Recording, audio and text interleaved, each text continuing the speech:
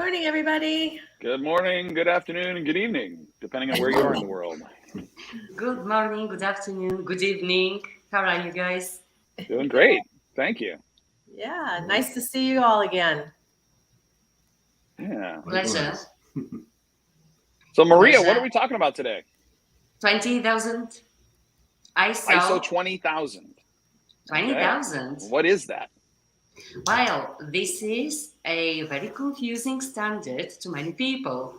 So ISO 20,000 is actually an ISO IEC standard, which means that it's a management system standard, but the ISO as an organization has collaborated with the IEC, the International Electrotechnical Commission, on this one as well. And as a result, we have a set of best practice in management and a good set of technical support added to, let's say, this very good management system practice as well. So this is a very, very nice standard to have for all organizations that operate in the IT service market. So every single organization that offer IT services should be thinking right now about ISO 20,000. That includes a lot of people, Maria, a lot of companies. So it's not an IT standard, but it is very applicable to IT service providers. Is that what I'm hearing you saying? Absolutely. It Okay. is not a strictly technical standard. We don't measure according to rules. We don't build up stuff according to rules. We manage our services. However, Okay. as I've said, there is this technical expertise the IEC has contributed to a standard. Okay. So it makes it versatile and technically well designed. So that's not Okay. like some people saying, "Oh yeah, guys, you're doing IT, but we complete analphabets in IT think that you IT experts must do this." Now it's like both expertises within one standard. Same as 20,001, by the way. 20,001, which organizations already know only too well, is an ISO IEC standard as well. Okay. So how does this compare to 27,001? Because we've talked about that a lot in these chats, and that's also not strictly IT, but that's information and data security. So how do these relate to each other? Thank you for the question, Jay. This is a very, very good question. As I'll explain the difference, I'll try to. And I'll also bring up the comparison with 9001, if you don't mind. Oh, of course. Let's get Yeah. started. Always comes back to 9001. Everything comes back to 9001. It's been 35 years, isn't it? So Is that it? since, Oh, okay. Yeah. All right. 9001 was first published in 1987 in March. Okay. So yeah. Yeah. Let's say that 27,001, this is a very good standard, and this is a standard on information security, and it is used by organization to make sure that information, all kind of, within the organization is protected, or within a department, within a process, or across different processes. Actually, this information is efficiently protected. 27,001, it's a standard that covers the organizational need for a global information security protection. Now, organization may decide to implement it for the whole company organization, as I say, for a department or for a process. But it's all about information, written information, electronically stored information, personal information, the one we have in our heads, which is the most vulnerable information. So we protect our information as an asset. That's the aim. Get it protected. Information is money. It's very important. So 27,001 covers that that particular need. Now, 20,000, that's an interesting standard, and I'll share something with you. Okay. Caroline, may I ask, sorry, just to select it, may I ask you to share my screen now? Yes, thank you. So 20,000 is a standard which is IT service management. And it focuses on the services we provide. It focuses on making sure that what customers, both external and internal, require from the services we deliver, they get it the way they need it.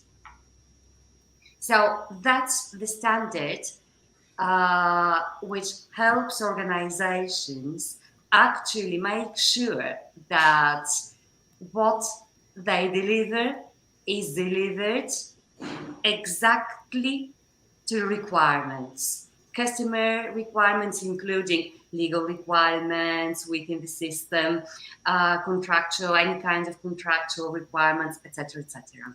So the standard is pretty much the same as the rest of the standards. Within the system, we have the context of the organization, top management involved. We plan on risks and opportunities.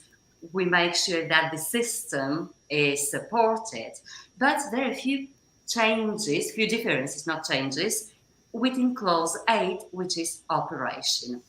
And here in operation, we can see exactly that we have operational planning and control. Again, same thing. We look at risks, we look at opportunities, we actually try to resolve those within the system. But we also have a few more elements. Let's say first one, which we see here in that standard, would be service portfolio. So the standard will help organizations build up and manage their portfolio, how services are delivered, how services are planned, how parties involved are controlled within the service lifecycle. We'll build up our service catalog and we'll manage it. We'll make sure that within the portfolio, all assets, service assets, are also managed. We also consider the configuration management, etc. I'm not going to enumerate all the differences, but let me just say that within this operation clause, we also have business relationship management, service level management, supply management. We'll be looking at budgeting and accounting for services, demand and supply management for the services we deliver, change management for the services, any kind of release, deployment, the services should be managed through that section as well. And then the last one would be service assurance. Within operation, within clause 8, we have service assurance, and there we also have service availability management, service continuity management, and information security management. So that's a tiny bit, 27,001, 22,301 as well, but always related to the services we provide. Nice. So Maria, how would this affect somebody that deals with supply chains? Oh, brilliant question. Thank you, Pamela. So supply chain, honestly, organizations are quite affected because customers try to ensure that services are delivered according to expectations and requirements. So one of the things that many customers try to do is actually make sure that their supply chain controls the service management delivery. So contractually, they may require that control to be exercised, well articulated. Therefore, 20,000 is sufficient proof for an organization with regards to the service delivery. So that's one thing. Supply chain is really important. On top of that, let's have a look at an example. Pamela, do you mind mentioning one of your big retail customers? So just mentioning the business sector without mentioning the company if you don't want to. And I'll give you an example for potential example for them. Okay, so I've got two very, very large accounts worldwide, manufacturing and also technology. And they deal with supply chains around the world, their manufacturing plants. And so once their product is manufactured, it gets shipped out. And so, yeah, that's one of the considerations that I'm thinking of here is in regards to both of them with manufacturing technology, instrumentation, and then another one manufacturing goods.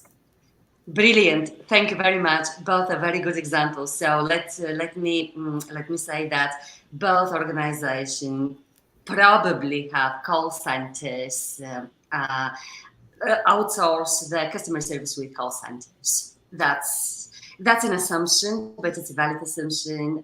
Normally, this is what happens. So what they need to ensure is that the service delivered via the outsourced partner is fully compliant. So 20,000 will be a good standard to make sure that services delivered, including outsourced services, are delivered regarding in consideration with their customers' requirement. So has the example been clear enough? Very good. Yeah, and I'm so glad that you mentioned that because so many companies have call centers. Yeah. I mean, and they could go out to India. I mean, I experience it almost daily, even in my own personal life. You know, I could be talking to somebody in Spain, India, all over. And that's why I always ask when I call a company, you know, and I get a representative and I can tell it's overseas, I ask where they are located. That's a great example, Maria. So again, if your customer offers that additional support, it is going to be within the service portfolio. So customer service, calling people, etc., etc. So this is within the portfolio, and this needs also to be service assured. So they need to demonstrate availability, continuity, and information security for that service as well.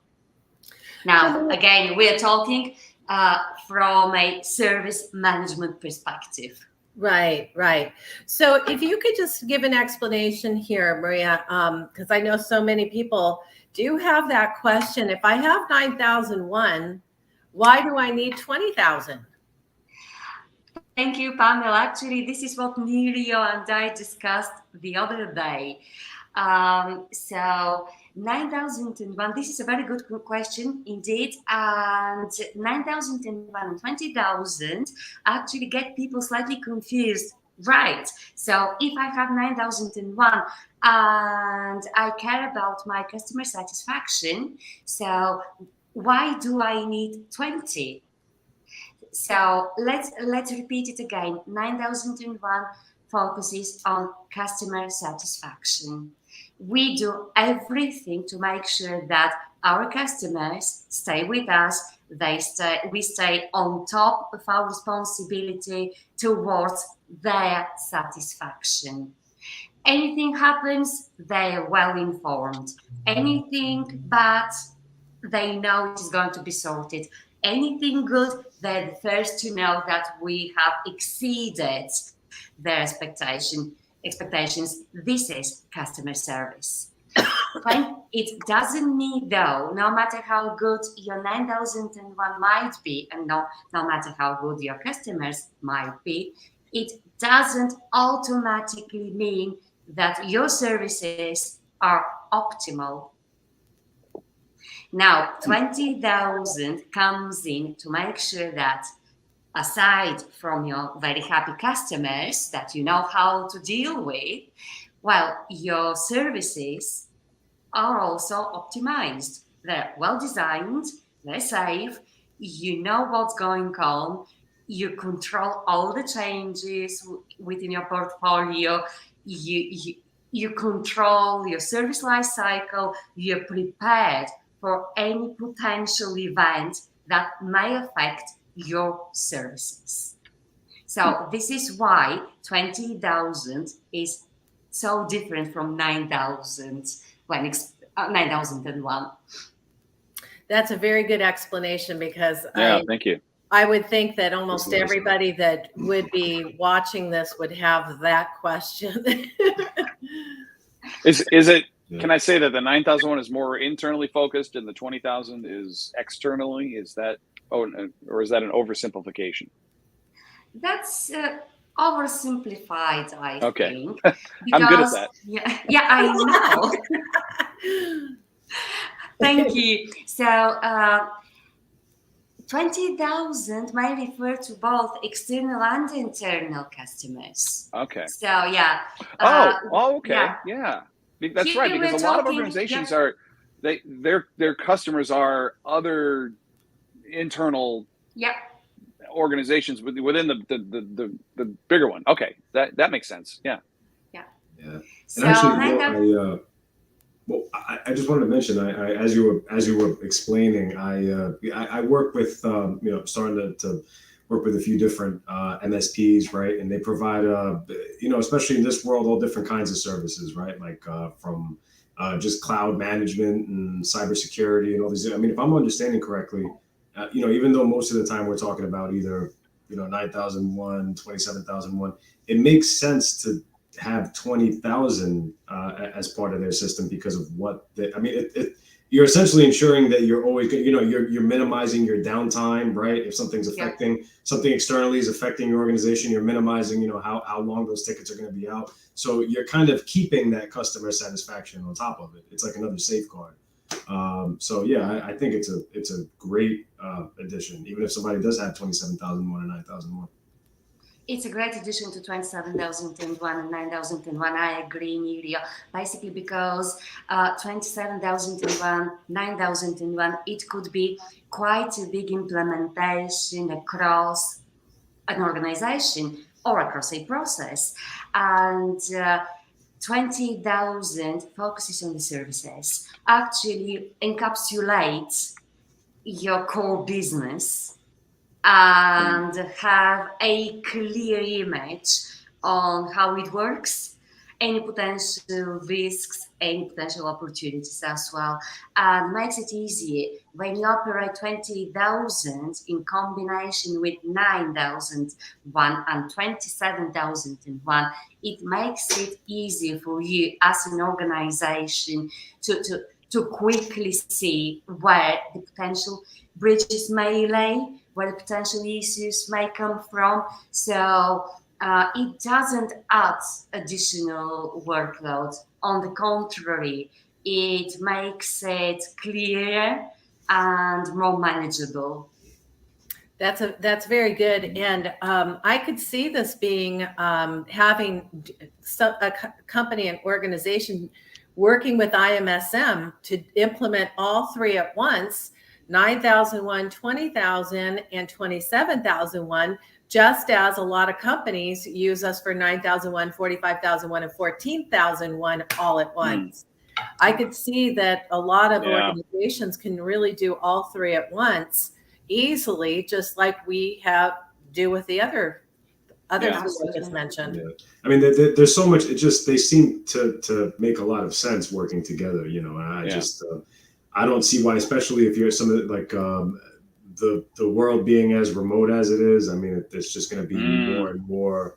You know, you're going to have to work off of some sort of standard, some sort of framework. Otherwise, you're not going to really, you know, the left hand won't know what the right is doing. So, and it always comes back to, you know, again, I like to oversimplify things, but you know, anyone can say, or if anyone can say we provide the best service, and anyone can say that, then it's meaningless. If anyone can say it, unless you've got the certificate to prove it. Right. I provide the best service. Oh, really? Yeah, I'm ISO 20,000 certified. Right? Good point. That's the bottom line. If anyone can say it, it's meaningless unless you can prove it. But not only is it that, but it's also best practice. So that's the key thing. And as Maria always says, is, you know, be able to prove that you do what you say and say what you do. And by offering that ISO certification, that's, you know, excellent to be able to show that stamp on your website and that certification for 20,000. Mm-hmm. We have a question. Maria, would you like to answer that? With 256 master requirements, how does a company stay on track with implementation? Okay, I'll take this one. And there is I'm prompted to give a very short answer, please. Call RMSM. We can. That's what we do.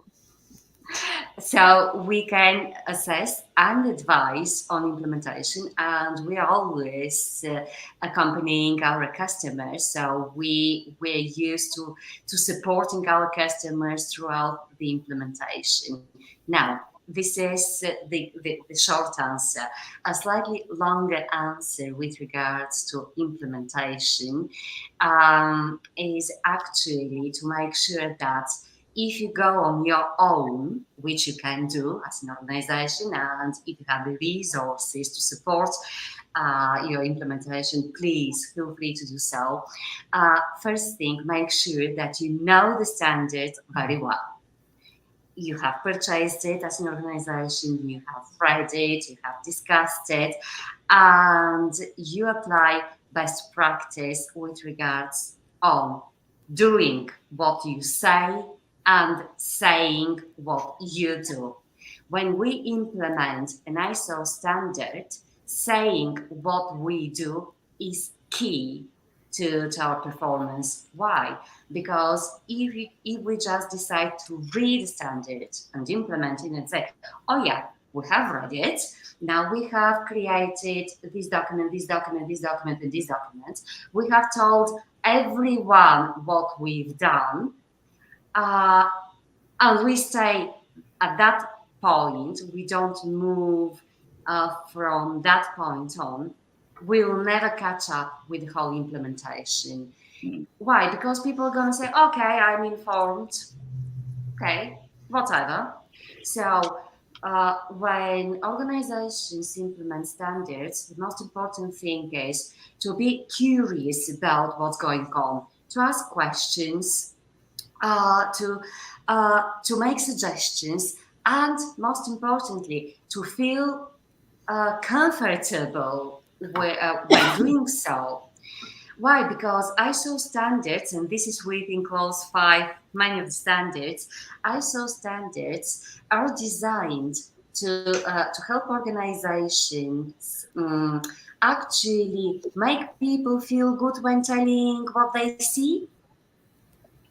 So when you operate ISO standards, you actually make sure that you have a very useful tool to know quite quickly what's going on within the whole organization. Why? Because people are going to tell you. And why are they going to tell you? Because they feel comfortable with doing so. There is no putting a blame on someone. On the contrary, it's all helping people around us. Nice. Yeah, very good explanation. Thanks, Mike, for that. Another way to say it, I don't know, Pamela and Nerio, I always say, when you engage IMSM to help with your implementation, we do about 85% of the work, and the other 15% is your homework. And I know we don't like to think about homework from our school days, but you've got a little bit of that. But we do most of the heavy lifting. That's how you stay on track, Mike. Right, and we do it for you. And what I always like to say too, if somebody has not been through the ISO certification process before, that it's a 2-step process. The first step is that you work with our assessor for X amount of months, starting with it's not going to take 24 months, but you start with a gap analysis. The assessor, IMSM certified assessor for 20,000 and every respective code that we offer. They start with a gap analysis. They find out what you need. It is their responsibility to provide every piece of documentation and to put together a procedure manual that's not 1,000 pages long. And no, it is not. Yeah, and then to be able to, once you have that procedure manual, the IMSM assessor is going to prepare you for your certification audit, which is your second step. So, and it's a fail-safe program of what IMSM offers. And for anybody who has any questions at all or would like to, move forward with any ISO certification, especially with 20,000 that we're discussing right now, contact imsm.com. And any of us would be happy to help you answer questions and get you in the IMSM queue. Yeah, great. Absolutely. And then, and one thing I'll mention in terms of supporting, I have to say, in regards to the fact that it's not daunting at all once you actually call us and let us do the heavy lifting for you, right? Once we understand your business, we're going to do everything that's needed to get you to that point of certification.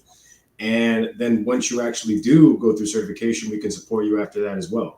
So, we don't leave you out there in the cold in any which way. The idea is to lean on us to actually take care of all those tasks for you, let you run your business while we help you implement the system to improve it. So that's it. Fantastic. Well, great chat, everybody. Shall we call it? Yeah. Nice talking to you guys. Thank you very much, Carolyn. You can take us out. Pleasure. Thank you. See you. Bye.